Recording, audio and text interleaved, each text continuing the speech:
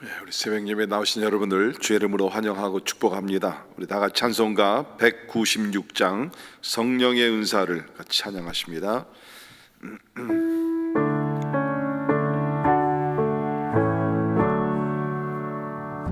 성령의 은사를 나에게 재우사 주님의 사랑 복받아 나 살게 하소서.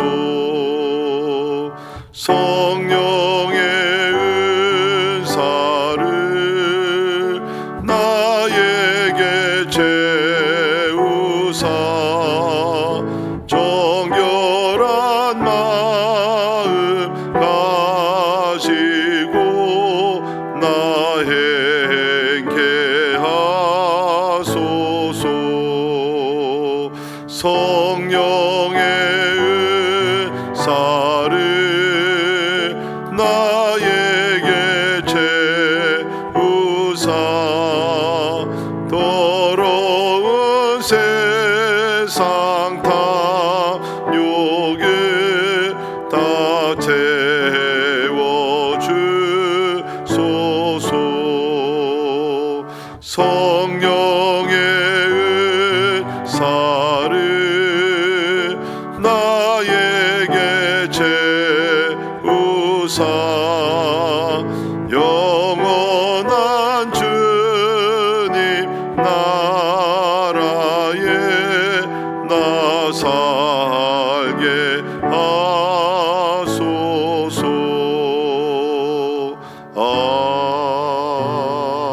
아멘. 요시아나의 말씀 우리 고린도전서 2장 1절에서 9절에 있는 말씀 봉독합니다. 고린도전서 2장 1절에서 9절에 있는 말씀 봉독합니다.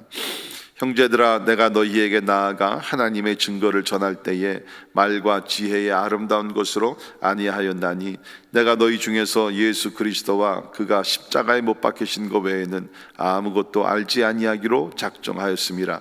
내가 너희 가운데 거할 때에 약하고 두려워하고 심히 떨어노라. 내 말과 내 전도함이 설득력 있는 지혜의 말로 하지 아니하고 다만 성령의 나타나심과 능력으로 하여 너희 믿음이 사람의 지혜에 있지 아니하고 다만 하나님의 능력에 있게 하려 하였노라. 그러나 우리가 온전한 자들 중에서는 지혜를 말하노니 이는 이 세상의 지혜가 아니요 또 이 세상에서 없어질 통치자들의 지혜도 아니요 오직 은밀한 가운데 있는 하나님의 지혜를 말하는 것으로서 곧 감추어졌던 것인데 하나님이 우리 영광을 위하여 만세전에 미리 정하신 것이라. 이 지혜는 이 세대의 통치자들이 한 사람도 알지 못하였나니 만일 알았더라면 영광의 주를 십자가에 못 박지 아니하였으리라. 기록된 바 하나님이 자기를 사랑하는 자들을 위하여 예비하신 모든 것은 눈으로 보지 못하고 귀로 듣지 못하고 사람의 마음으로 생각하지도 못하였다 함과 같으니라. 아멘. 아멘. 우리는 개인이나 가정이나 또 우리 교회 안에도 항상 문제를 안고 살아갑니다. 문제 없는 그러한 그 시간이나 또 문제 없는 그런 모임이나 집단 또 교회는 없을 것입니다. 항상 문제는 우리와 함께 어떻게 보면 존재하게 되는데, 그러므로 우리는 어떤 문제가 일어났을 때에 그 문제를 우리가 잘 해결하는 그러한 지혜와 또 인내심과 또 하나님의 도우심이 필요하다고 믿습니다. 많은 경우에 어떤 겉으로 나타나는 문제보다는 그 아래 깔려있는 그 문제의 뿌리라 그럴까요? The root of the problem. 그 문제의 우리가 뿌리, 근원을 우리가 찾아내면서 해결할 때에 겉으로 나타나는 문제의 현상을 우리는 해결할 수 있다고 생각이 됩니다. 우리 고린도전서 1장에서는 우리 고린도 교회 분쟁의 문제에 대해서 우리 잠깐 봤습니다. 그러면서 사도 바울이 이 문제를 가지고 계속 다루게 되는데요, 우리 2장에 와서는 사도 바울이 어떻게 보면 저들 가운데 있었던 분쟁의 문제는 겉으로 나타나는 현상이고 그 뿌리의 문제가 더 있었습니다. 그것을 이제 사도 바울이 아마 2장에서 다루게 되는 것 같습니다. 저들 가운데 왜 분쟁이 있었는가? 우리 크게 보게 되면은 어떤 소속감의 문제였어요. 우리 나는 바울에게, 나는 아볼로에게, 나는 게바 베드로에게, 또 나는 그리스도에게 속했다. 그러면서 우리 모두가 진짜 다 그리스도 예수 안에, 구세주 예수 그리스도 안에 속해 있는데 어떤 인간 지도자들을 세워서 나는 이 사람에게, 나는 누구에게 속한 사람이다. 그러한 이 모든 것들의 사실 근원은 뭡니까? 세상의 지혜를 쫓아갔다는 것입니다. 하나님의 지혜를 쫓지 아니하고 사람의 지혜를 쫓다 보니까 이러한 파벌, 이러한 분쟁까지 생기게 됐다는 것이죠. 그러면서 사도 바울은 오늘 말씀에서 계속 지혜라는 단어를 가지고서 이 교회의 문제를 파헤치고 또 해결책을 여기서 찾아보고 있습니다. 우리가 사람의 지혜를 가지고 우리가 특별히 교회를 세우다 보면 여러 가지 문제, 어려움을 많이 부딪히게 됩니다. 그렇기 때문에 오늘 본문 말씀에서 얘기하는 대로 하나님의 지혜가 되시는 예수 그리스도께 우리가 초점을 맞추면서 우리가 나아갈 때에 참으로 우리가 하나가 되게 되고, 또 하나님의 사랑으로 우리가 좀 하나가 되며 또 세상에 나가서 그리스도의 복음도 전파하게 될 줄을 믿습니다. 그래서 사도 바울은 이 지혜 문제를 1장에서도 다뤘고 오늘 2장에서도 이야기를 하게 되면서 특별히 복음과 지혜에 대해서 오늘 말씀을 여기서 이야기를 하고 있습니다. 다시 말해서 사도 바울은 저들 가운데 나타난 그런 겉으로 나타난 분쟁의 문제, 그것을 가지고 좀 더 핵심적인 본질적인 그런 문제를 다루고 있어요. 고린도 교회가 이렇게 다투고 서로 싸우고 또 파가 생기고 이런 것이 뭔가 복음의 핵심, 복음의 본질을 이해를 잘 못했기 때문에 이런 문제가 일어났다고 바울은 지적하고 있다는 것입니다. 오늘 말씀을 보게 되면 1절에서 5절까지는 복음의 초점이 되시는 예수 그리스도, 또 6절에서 10절에 있는 말씀을 보게 되면 복음의 원천이 되시는 하나님, 그리고 이제 내일 읽겠지만 우리 11절부터 16절에 보게 되면 우리가 복음을 전달할 때 우리의 힘과 능력이 아니라 성령께서 행하시는 것이다. 그래서 어떻게 보면은 여기에 삼일체 하나님을 여기서 나타내면서 너희들이 이 문제를 가지고 있는 것이 무엇인가? 하나님을 떠나서 인간의 지혜와 생각과 자랑과 이 모든 것을 가지고 교회를 세워 나가니까 문제가 생긴 것이다. 하나님께로 돌아와라, 복음으로 돌아와라, 예수 그리스도 안에 들어와라, 성령의 인도하심을 받아라. 그 말씀을 여기서 하고 있다는 것입니다. 자, 우리 먼저 1절에서 5절에 나타난 복음의 초점이 되시는 예수 그리스도에 대해서 우리가 말씀을 다시 한번 보도록 하겠습니다. 1절입니다. 형제들아, 내가 너희에게 나아가 하나님의 증거를 전할 때에 말과 지혜의 아름다운 것으로 아니하였나니 내가 너희 중에서 예수 그리스도와 그가 십자가에 못 박히신 것 외에는 아무것도 알지 아니하기로 작정하였음이니라. 아멘. 자, 여기서 보게 되면 바울이 고린도 지역에 들어갔을 때에 뭐라고 얘기합니까? 먼저는 말과 지혜의 아름다운 것으로 아니하였다라고 얘기를 합니다. 여기에는 깊은 의미가 담긴 그런 말입니다. 우리 사도행전 17장을 보게 되면 바울이 고린도 도시에 들어가기 전에 아덴에 먼저 들어가게 되죠. 그래서 아덴에 들어가서 하나님의 말씀을 증거했습니다. 자, 그런데 우리가 보게 되면은 바울이 아덴에 들어갔을 때에 아신 대로 그 당시에 그 아덴이라는 것은 상당히 세상의 철학과 세상의 지혜와 또 여러 종교들이 많았던 그러한 곳입니다. 그러니까 바울이 그곳에 들어가서 나름대로 어떤 그 지역에 맞는 전도 방법을 좀 사용을 했어요. 지혜의 말과 논리와 또 이런 것들을 가지고 변증학과 이런 것을 가지고 말씀을 증거를 했는데, 놀랍게도 거기 있는 말씀 사도행전 17장을 보게 되면 결과가 별로 없었습니다. 예수 믿는 사람들이 아주 적은 숫자만 예수를 믿고 어떠한 그 전도 열매를 많이 맺지 못했다는 것입니다. 아마 바울이 아덴에서 아덴에서 뭡니까? 아덴에서 실패한 건 아니지만 내가 너무 어떤 인간적인 세상의 지혜와 어떤 철학과 종교적인 말을 너무 내가 사용한 것이 아닌가.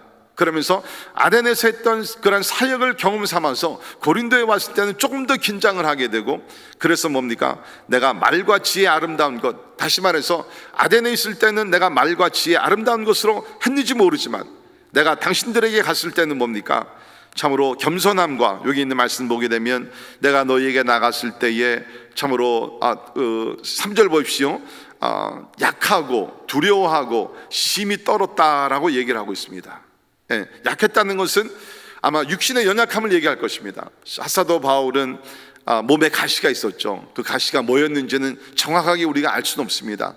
이 눈병, 눈에 어떤 문제가 있었던지 어떤 학자들은 아마도 사도 바울이 어떠한 간질병이 있은 것이 아닌가, 알 수는 없습니다. 그러나 우리가 아는 대로 사도 바울은 참으로 육신의 연약함을 가지고 복음의 사명을 감당을 했었습니다. 뿐만 아니라 여기 보니까 두려워했다라고 얘기를 합니다.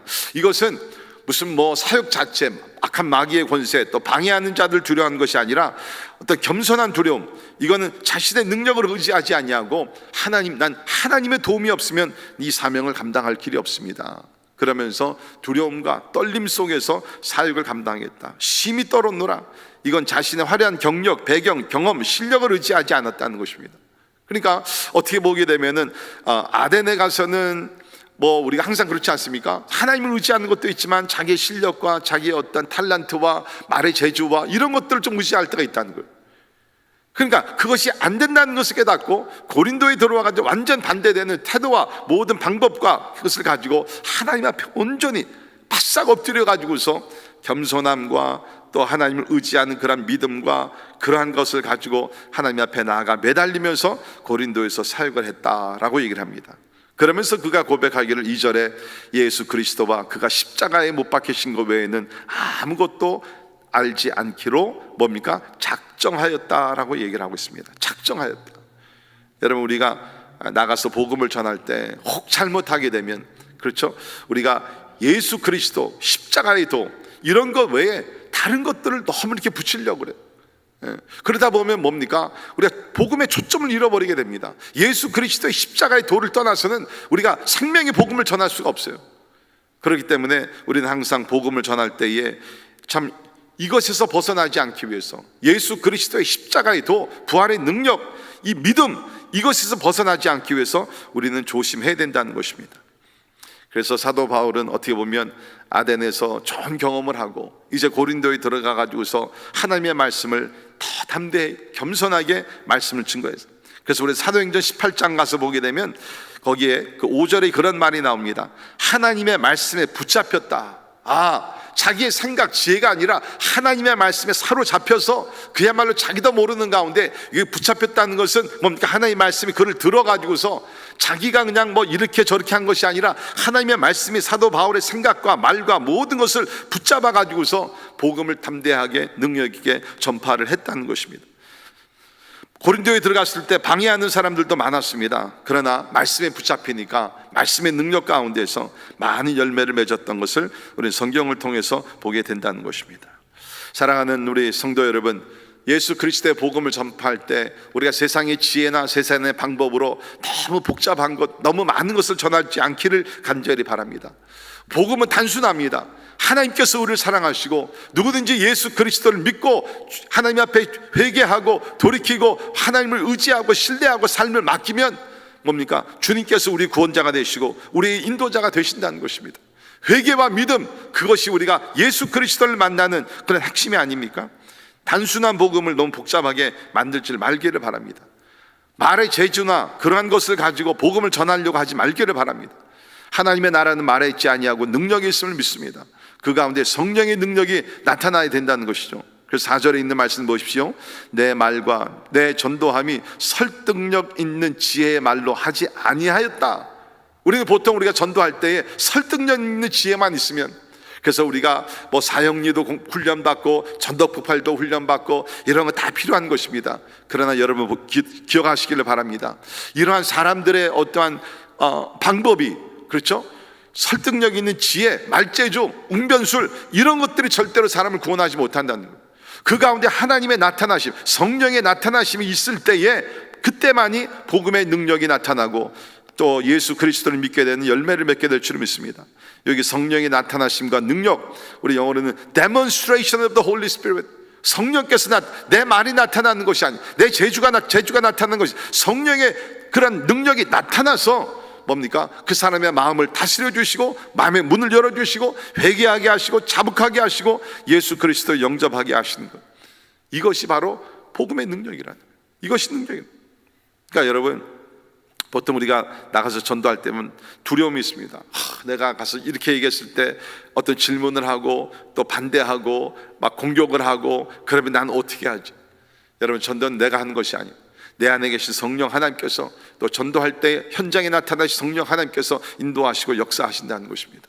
그렇기 때문에 우리는 믿음을 가지고 담대함을 가지고 우리가 복음을 증거해야 된다는 것입니다.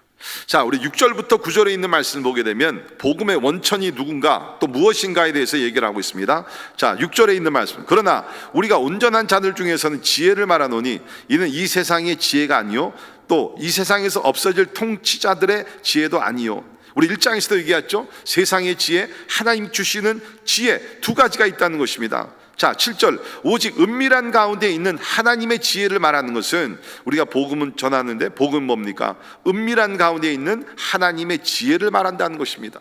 자, 여기서 은밀한 가운데, 이 단어가 어떤 뜻인가 하면 숨겨져 있었다는 것입니다.